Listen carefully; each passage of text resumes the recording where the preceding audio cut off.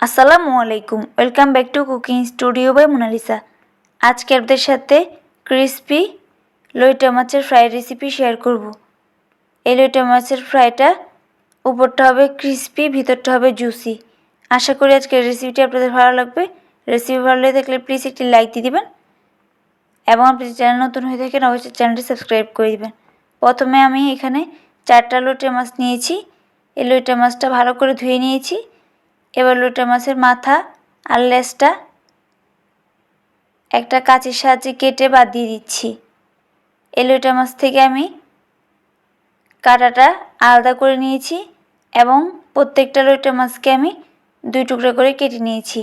এবার দিয়ে দিচ্ছি 1 চামচ আদা রসুন বাটা, দিয়ে দিচ্ছি 1 টুকরা লেবুর রস, 1/4 চা চামচ লবণ, 1/4 চা চামচ হলুদের গুঁড়া, 1 চা চামচ লাল মরিচের গুঁড়া, 1 চা চামচ গরম মশলার গুঁড়া। এবার এই সব কিছু একসাথে খুব ভালো করে মেখে নিচ্ছি। এবার এটা ম্যারিনেশনের জন্য এক সাইডে রেখে দিচ্ছি। এবার আমি একটা ব্যাটার তৈরি করব। তার জন্য নিয়েছি 3 চা চামচ ময়দা, 2 চা চামচ কর্নফ্লাওয়ার, 1/2 চা চামচ লাল মরিচের গুঁড়া। এবার এই সব কিছু একসাথে খুব ভালো করে নেড়েচেড়ে মিশিয়ে নিচ্ছি। এবার অল্প করে পানি দিয়ে এরকম একটা ব্যাটার তৈরি করে নিচ্ছি। ব্যাটারটা না খুব বেশি পাতলা না খুব বেশি ঘন, ব্যাটারের ঘনত্বটা ঠিক এরকম হবে। এবার এক এক করে ম্যারিনেট করে রাখা মাছটা দিয়ে দিচ্ছি।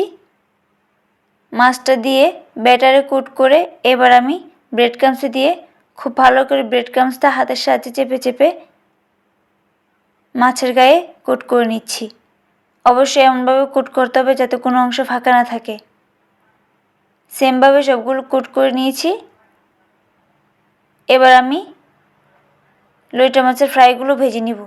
তার জন্য চুলায় প্যান বসিয়ে পর্যাপ্ত পরিমাণ তেল দিয়ে তেলটা খুব ভালো করে গরম করে নিয়েছি এবং চুলার হাই ফ্লেমে রেখেই লইটা মাছগুলো উল্টে পাল্টে ক্রিস্পি করে ভেজে নিচ্ছি।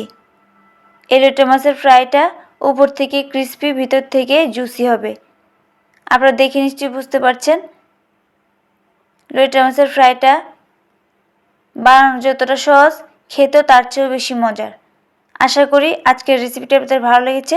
রেসিপিটি ভালো লেগে থাকলে প্লিজ একটি লাইক দিয়ে দেবেন এবং চ্যানেলটি সাবস্ক্রাইব করে পাশে থেকে বেল আইকনটি প্রেস করে দিবেন। আপনি যদি ফেসবুক থেকে ভিডিওটি দেখে থাকেন অবশ্যই পেজটি ফলো করে দিবেন। আজকের মধ্যে এখানেই বিদায় নিচ্ছি। দেখা হবে পরবর্তী কোনো রেসিপি নিয়ে। সেই পর্যন্ত সবাই ভালো থাকবেন। আল্লাহ হাফেজ।